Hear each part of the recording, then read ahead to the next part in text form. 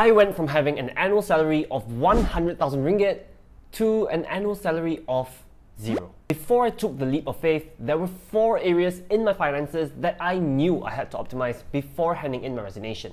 The main question that I had was, did I even have enough in savings to take this decision? I'll guide you guys through how you can decide that for yourself.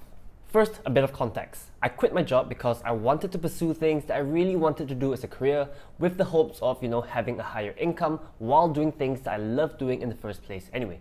But I knew that for my peace of mind, I had to make sure that all of my finances were in place.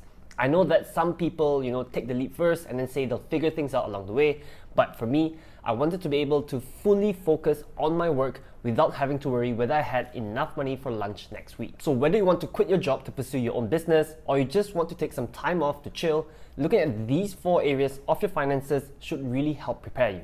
Even if you don't plan on quitting your job anytime soon, having these things ready anyway could still be nice. Some people call this an FU fund. I won't explain any more beyond that. You guys can go and figure it out yourselves. Anyway, the first thing that I did was to get a gauge of my future income. I'm leaving quite a bit of a salary when leaving my full-time job, so I had to know how much I expected to make on a monthly basis and where this money was going to come from. The good thing is, I've been running this YouTube channel now for nearly 4 years, so I've got a pretty good estimate of how much money I can expect to come in over the next few months. And this will help me plan how much I need to save and how much I can spend, which I will explain more of later in this video. This also helps me plan my runway, which is essentially how long can I survive based on my current income and my current expenses before I'm forced to go back to a full-time job and get a salary again. Since I'm running a business and the income is a bit unstable, I decided to go for a more conservative approach. So what I did was I took 70% of my average income over the last 6 months. I know this is a bit conservative because, to be honest, I expect my income to be higher in the future months compared to the last 6 months just because I'm putting in more effort into this YouTube channel now. But how aggressive you want to be with this is completely up to you. If you haven't started your business and you don't have an idea of how much money you expect to make, try your best to just make a projection anyway. So I saw this tweet, it's a perfect example of how you can do this.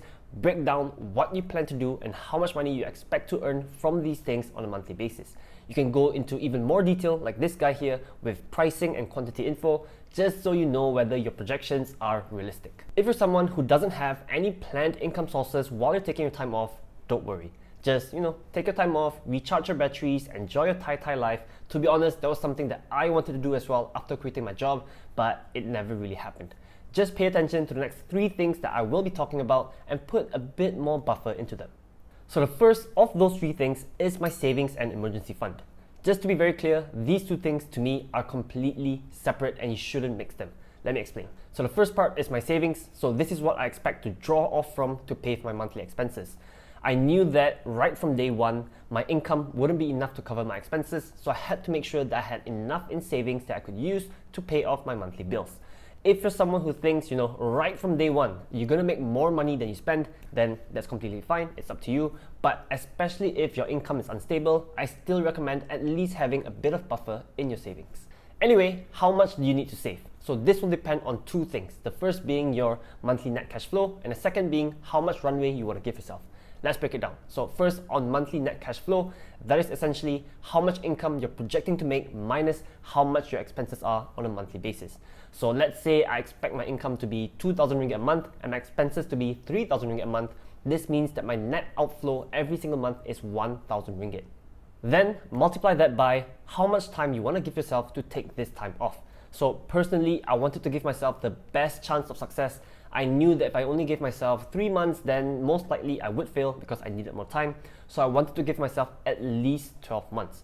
So let's say now my net cash flow is negative 1,000 ringgit a month and I wanted to give myself 12 months to do this. That would mean that I would need a savings of at least 12,000 ringgit. If you don't have any planned income sources, if you just want to take some time off and chill, they can consider your expenses as your net cash flow. So let's say if you spend 3,000 ringgit a month, your net cash flow is negative 3,000 ringgit. And if you want to do this for 12 months, then you will need 36,000 ringgit saved up. Now the emergency fund is different. So this one is for any unexpected cost that might come up in the event of an emergency. I know how much money I would spend on a usual month, but I will never know when any emergency could come up and how much it will cost. So for example, let's say, what if I have a car repair that I have to pay for, or if I have any medical bills that I need to pay for, or what if I get invited to a Chinese wedding and I have to give ang pao. So my emergency fund had to be separate so that, in case any of these emergencies come up, I didn't have to take away from my savings, which I plan to use for my monthly expenses. I went for the usual recommendation, which is 3 months worth of my expenses, but to be honest, in an unstable income kind of job like I'm doing right now, the recommendation would be somewhere closer to 12 months worth of your expenses. I didn't think that it was such a big deal to me because, to be honest, the amount that I had in my savings was quite big, I would say, but I still want to work towards having that 12-month emergency fund, so that will be my first goal. The next part that I had to optimize was my investments. So the truth is, I had to, or actually I still am, sacrificing my long-term investments, especially at the start of this journey. So that's the downside of leaving a stable salaried job, Previously, when I had a stable salary come in every single month, I don't mind taking 20% away and putting it into my investments, because even if I didn't have enough money, I knew that next month the same amount in salary would come in. So, going on this self-employment journey, it was a risk, like I always say. It could derail your retirement. I knew that that was a risk, but it was something that I accepted. So the first thing that I did was I stopped any recurring investments that I had a few months before I quit my job. So before this, like the advice that I always give you guys, set your investments on autopilot, just set up auto debits and stuff like that, and invest your money every single month. So I had to stop doing that because I had to prioritize stacking up my savings. So the money that usually went to my investments into riskier stuffs like stocks, ETFs, those were meant more for the long term. It now went to stuff like ASB and money market funds, which are lower risk. I actually think money market funds are good, especially for non-boomies, just because it's extremely liquid, you can withdraw it anytime, and at least it gives you a decent return. So if you want to sign up for either Versa or Stashaway, you can use my link. I'll leave it down below in the descriptions. Another thing that I did was I shifted some of my high-risk investments towards low-risk ones. So in my 12 months that I'm giving myself to do this, I don't intend to sell any of my long-term investments, but I'm just preparing just in case that I need to.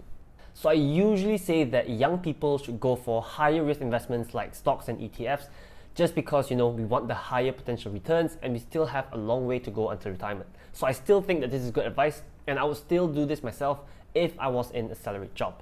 But since I'm going into a period of uncertainty, I'm treating this almost as if I was going into retirement. So my investment style now is as if I'm nearing retirement, which basically means I need to take on lower risk investments. So what I did was I sold off some of my ETFs, sadly, and again, I moved them to lower risk investments like, again, Amanah Saham and money market funds. So I plan to continue this low risk approach to my investment portfolio for at least a few more months until I can achieve these two things. So one, I need my income to be more than my expenses for obvious reasons, and actually I'm getting pretty close. But two, I also want my income to be a lot more stable, or at least I can have a better projection of where my income is going to be, just so I know how much exactly I need to draw down from my savings. Until then, my investments will continue to go to stuff like Amanah Saham and money market funds. The final thing that I did to prepare before quitting my job was to review and cut down on my spending. So to be honest, when I was employed, my salary was actually pretty nice. So after saving and investing my money, I still had quite a bit left over and I was enjoying the nicer things in life. So now, obviously, one, my income is going to be quite a bit lower, and two, it's going to be a bit more unstable. So I have to change this. I have to cut down my costs. First step is, as usual, you have to track your expenses. There's no way you can do anything if you don't know where you're spending money, or even how much you're spending on a monthly basis. I've been doing this since the start of 2023, so it's not really a big issue for me. You can download any app that you want from the App Store, just make sure it's free, and then start recording your transactions, and you'll know how much you spend on a month. I use this one called Money Manager, but again, you can just choose whichever you want. Then I cut back on some things that I consider a luxury. So things that were more for entertainment or streaming services, I actually cut them off. My gaming services and streaming, these actually stacked up to be quite a bit of money, and honestly I didn't even really have time to watch or play games. Another area that I cut down on was my food. So I used to spend a lot of money on food, over 1,000 ringgit a month. So right now I'm actually making conscious decisions to buy cheaper meals whenever I go out, just so I can get used to the lifestyle and get away from that lifestyle of spending 20 ringgit on meals every day. How much you want to cut down is going to be completely up to you. If you have saved up quite a bit of money that you can live 3 years even without an income, then good for you. You can actually continue living on the same lifestyle that you had before you quit your job. But another thing that you will want to consider is, like I said earlier, how much runway you want to give yourself. So like I said, I wanted to give myself as long as a runway possible, so I had to minimize how much of my cash flow is going to be negative every single month. One way to do that is, of course, increase my income. It's the best way to do it, but it's not so easy and it's a bit more unstable. So the easiest thing to do would be to cut down my costs, especially at the start of my journey. Also, if you're starting a business for the first time, there's 2 additional costs that you will have to take into account as well. One is your business costs. So these are things that you probably didn't have before you started your business. For example, for mine, we pay for stuff like Canva, Twitter Blue, all those kind of stuff. These things you have to take into account as well once you look at your monthly expenses. Another thing that you have to consider is your taxes, which is a certainty in life. So what I do is every single income that I get, I would take 20%, I would set it aside in a different bank account, and I'm ready to use this to pay my taxes when I file next year.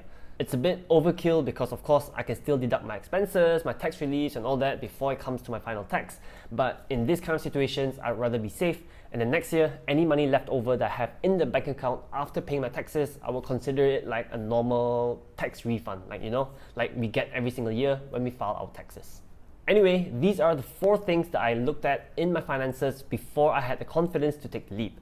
In my opinion at least, going through this journey, my finances is a huge part of it. I wanted to be able to focus fully on my business without having to worry if I had enough money. So let me know in the comments if there's anything else you think people should consider before quitting their jobs. Otherwise, give us a huge thumbs up if you enjoyed this video, subscribe to our channel if you haven't already. See you guys in the next one. Peace out.